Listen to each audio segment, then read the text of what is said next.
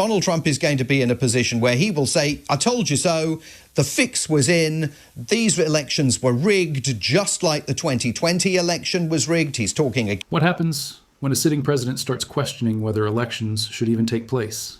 Not even complaining about the results, not disputing turnout, but floating the idea that the federal government, led by him, should take over the entire system. That's a line being tested in real time.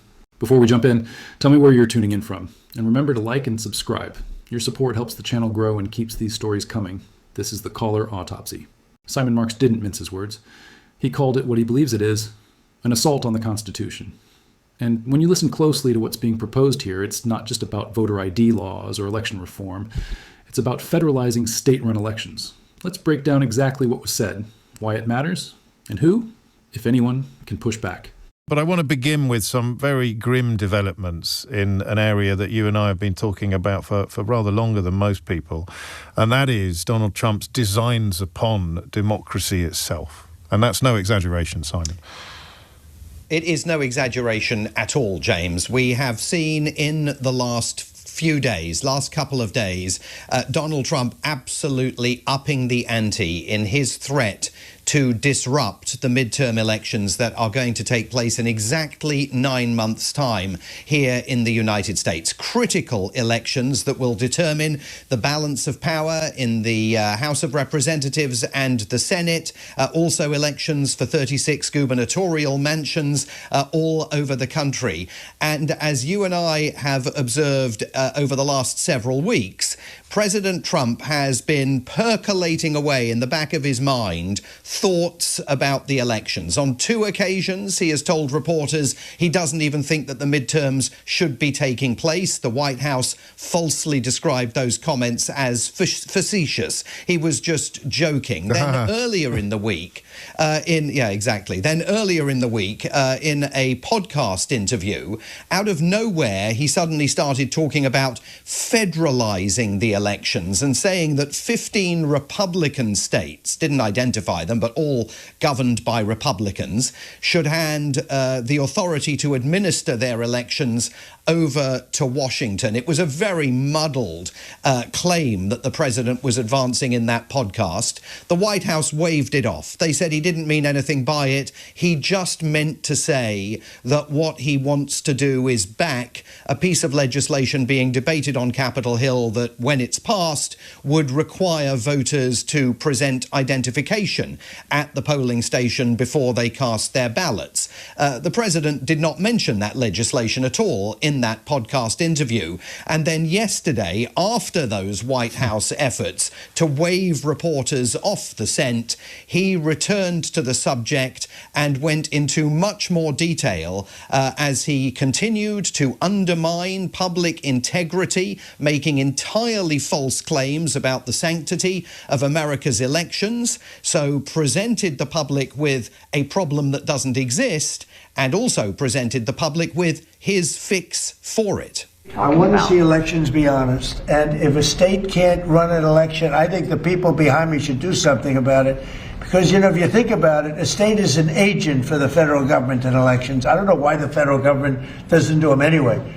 But when you see some of these states about how horribly they run their elections, what a disgrace it is, I think the federal government, when you see crooked elections, and we had plenty of them, and by the way, we had them last time, but go to 2020 and look at the facts that are coming out. Rigged, crooked elections. If we have areas, take a look at Detroit, take a look at Pennsylvania, take a look at Philadelphia. You go take a look at Atlanta, look at some of the places that horrible corruption on elections. And the federal government should not allow that. The federal government should get involved. These are agents of the federal government to count the votes. If they can't count the votes legally and honestly, then somebody else should take over. Wow. This is a supercharged effort by the president to undermine public integrity in the country's elections and to propose planned efforts to combat issues that don't exist with America's elections with measures that are plainly unconstitutional. This is an assault not just on election integrity, but now an assault on the Constitution. When he says that those people who count the votes in America's 50 states, and we should remind everybody, we don't have nationally administered elections here. The Constitution says it falls to each of America's 50 states to run their own elections. When he says that those people counting the votes are agents of the federal government, that is completely false. But what he's proposing to do is to have the federal government, led by him, oversee America's midterm elections this November. And how the White House is going to explain all that away in the hours ahead is going to be intriguing to watch. So ignorance of history, US history, ignorance of the Constitution and ignorance of the most basic facts. But the days when those things seem to matter in these kind of conversations have long since passed, Simon. Who can resist this? Because, I mean, the reason I chuckled, as you probably know, is because we've heard this defence before with, he's only talking about it, don't worry about what he says, worry about what he does. But spoiler alert, he then goes and does it. Unless, of course, as we saw most recently with Greenland, there is sufficient pushback and resistance to make him run away for now with his tail between his legs. So who pushes back on this, and what does pushback look like? Well, the Constitution pushes back on this because what he's proposing is flatly unconstitutional. And I think even a Supreme Court with a 6-3 built-in majority for the Republican Party and for Donald Trump's sort of more conservative viewpoints would find it very, very difficult to find any legal basis to allow him to do this. We did see the Speaker of the House of Representatives, Mike Johnson, again earlier in the week, waving all this off and saying, no, there's not going to be any change to America's electoral system. But he is now like a dog with a bone. And there is another reason why he is articulating all of this, because when November rolls around, if elections are administered in time-honored fashion by America's 50 states, and when Republicans find themselves losing control of the House of the Representatives and or the Senate, Donald Trump is going to be in a position where he will say, I told you so, the fix was in, these elections were rigged, just like the 2020 election was rigged. He's talking again about prosecutions taking place in Georgia following that extremely serious FBI raid on a Georgia election storage unit last week, when the FBI carted off 700 boxes of votes and Georgia's electoral register, the list of all its voters, their names, where they live, all of that now in the Department of Justice's possession. He is positioning himself to argue that for 9 months prior to the midterm elections, he has been warning Americans that you can't trust America's election system. So even if he doesn't get to make the changes that he's proposing, and I don't see any legislative path forward for him to do that currently, even if he doesn't get to make them, he will still advance the argument that the country needs to disavow midterm election results if they don't show he wins. Remember, he only likes the outcome of elections and doesn't grouse about them when he wins them. Because, of course, the system that delivered him victory at the most recent election was exactly the same as the system that delivered defeat in 2020. Correct. But these are precisely the sort of details that Donald Trump has no time or space for, and that journalists admitted into the Oval Office wouldn't be permitted to raise anymore. So I'm optimistic and pessimistic about your analysis. I'll take your bet that the system will resist any actual attempts to undermine it, but the victim narrative, which is intrinsic, of course, to Donald Trump personally and to any fascist project politically, the victimhood narrative will be that they've stolen it from us. What's the polling on 2020? Do people still believe that? I mean, he still contends that it was stolen from him, but everybody up to and including Fox News knows that that's a blatant lie. Fox News ended up on the hook for hundreds of millions of dollars as a consequence of going along with it for a while. Yes, that is correct, as did other media organizations here, including Newsmax, the other sort of major right-leaning news channel here in the United States. But for Donald Trump's Make America Great Again supporters, they absolutely, in large numbers, buy the notion that the electoral system is rigged. And I think that when you see events like that FBI raid last week, it does lead Americans across the dinner table to say, well, hang on a minute. I mean, is there something there? Just the idea that you keep this constantly warm, you keep it constantly simmering away, and you never stop talking about it.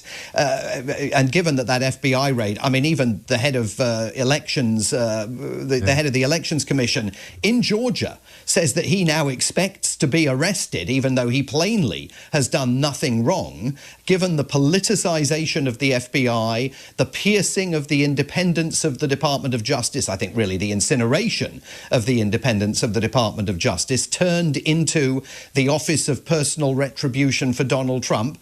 There will be Americans, if arrests are made, who say, well, you know, maybe there is something there. We should see what happens at the trial. Let's see where all of this goes. It's deliberate strategy to undermine integrity that may still exist, even in pockets of his own support base in the election, in the electoral system. And finally, I appreciate you've answered this in part, but is there any prospect of any significant Republicans objecting to this direction of traffic?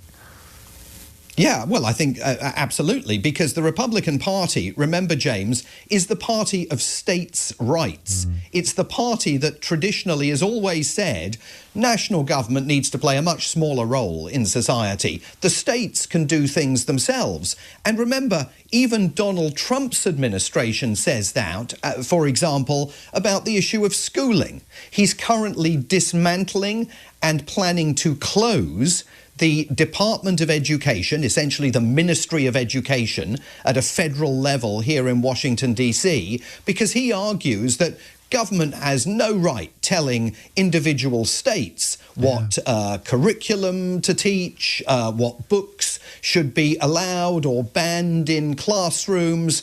The entire organization of educational systems within schooling, he says, should go to the states. But with elections, everything he's arguing needs to come to Washington, D.C. to oversee. So there will be many, many Republicans who don't want to touch this with a barge pole, and also Republicans who have taken an oath, as the president has done, to uphold the American Constitution. And the Constitution in black and white is implacably clear on this issue. It's an article of faith, I always thought, when I was doing my politics A-level, for the sort of interdependence and independence of each individual state. We're short of time, and I've got quite an important guest coming up after the next break. But a quick word, if you would, on Epstein. And obviously we're talking about little else over here. How heavily have the latest releases landed over there?